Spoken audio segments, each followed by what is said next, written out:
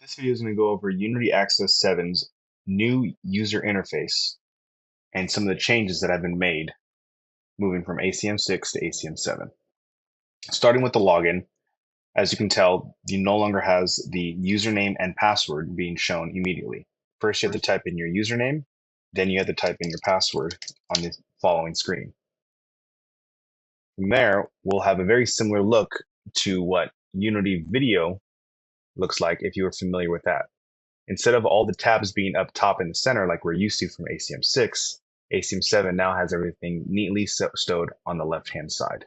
There are two ways to be able to view this if you wanted to view everything up front, or you can collapse it by clicking on these two arrows pointing to the left to collapse everything to give it a slightly cleaner look. All the tabs are still available for viewing by clicking on a tab, choosing what you need, and moving on from there.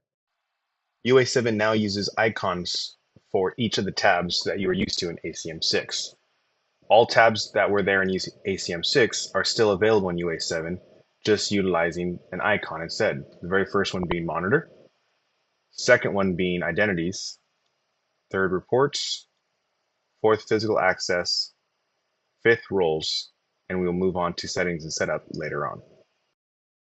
Something as simple as what we used to call maps is now called scenes.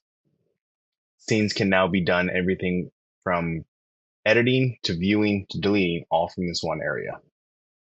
As of Unity Access 7.2, certain tabs have the new look, while others are going to feel very similar to ACM6. ACM7 Identities, for example, has a new look and feel. Something as simple as type in your name can now auto-populate rather than having to search.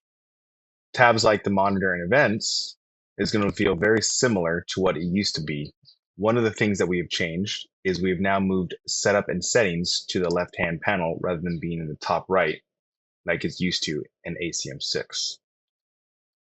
All tabs that we're used to in ACM6 are still available in UA7, some names being changed, like maps to scenes.